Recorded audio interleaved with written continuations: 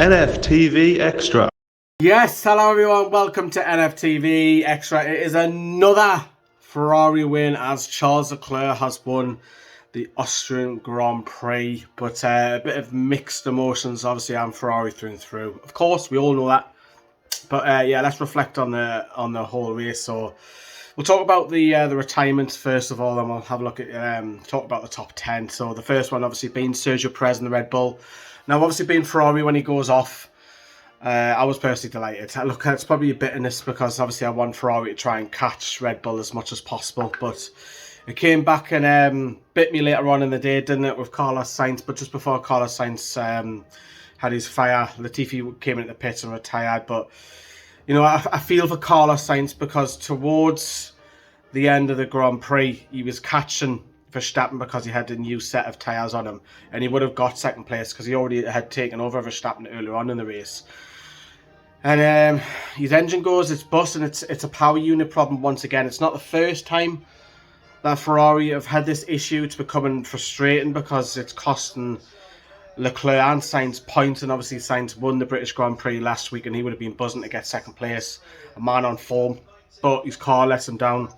Horrible scenes, the back of the car catches fire, it's in flames, and obviously a couple of the stewards are trying to stop it from rolling back down the hill, and Sainz has just sat there on his own dejected. He's absolutely gutted, but lucky Verstappen, as I'm going to say it, because Verstappen without a shadow of doubt would have come third today. But some notable shout outs. Let's get on to some positives across the field. Fernando Alonso, assuming he keeps his 10th place because he is under investigation, but he started back of the grid, and again the man, the experience that he's got, and he's just class.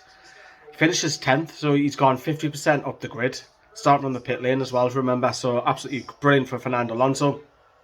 Daniel Ricciardo, yes, Daniel Ricciardo, who I've criticised heavily this season, picks up a couple of points. Of course, without those failures, he doesn't, the non-finishers, but he picks up a couple of points, much needed for him. Kevin Magnussen, both Haas drivers were absolutely sensational this weekend. Magnussen and Schumacher finished in, 6th and 8th. Mick Schumacher, you know, he's got confidence now after picking up some results last week at British Grand Prix. He's now picking up results on 2 races running. The Haas is looking competitive. You know, the upgrades will be coming at the end of the season as well. They could be a shout for third or fourth best team with McLaren and maybe Alpine next season, but they definitely improving their car. And you know, Mick Schumacher wasn't very happy in the Saturday sprint because he wanted his team to allow him to take over Magnussen, and now it looks like Mick Schumacher was right because he finished ahead of him. Lando Norris 7th, a good few points there, picks up a few points for McLaren. So both McLarens are in the top 10, which is it's rare this season.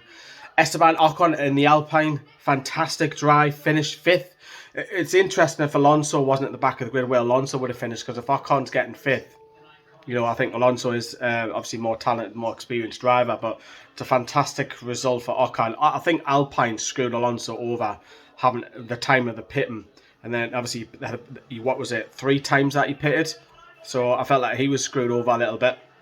And then we talk about the top 4. George Russell finishes 4th, and Mercedes, Hamilton back on the podium. I think that's 3-4 in a row now that Lewis Hamilton's been on the podium, so good results for Mercedes, picking up a lot more valuable points. They're getting nearer and nearer to the Ferraris and the Red Bulls. But yeah, Verstappen finishes 2nd. He would have finished 3rd, look, let's face it. But I'm going to be biased and say that Charles Leclerc is the driver of the day.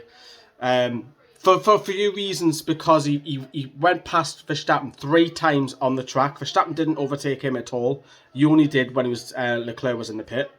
So it's to take over Verstappen, the championship leader, 3 times in a Grand Prix, and over 10 laps where he had that clutch pedal problem, where he just the squeeze of it wasn't there, and he had to coast around corners, and it looked at one stage that Verstappen was going to catch Leclerc. And I was really worried, but Leclerc picks up the points, which is fantastic. So it's a morale boosting win for him. The championship needs to stay alive for F1, because if Red Bull start running away for it, it'll get boring. But now 2 Grand Prix in a row that Ferrari have won. So for me, I'm personally delighted.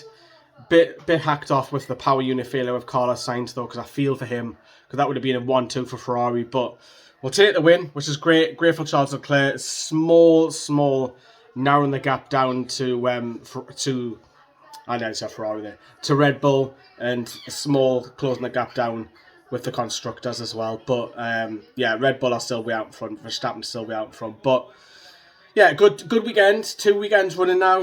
Ferrari have won, so yes, come on, good results. Subscribe to NFTV Extra for more F1 race reaction. I've got the football on the brain there. See you later, everyone. Bye bye.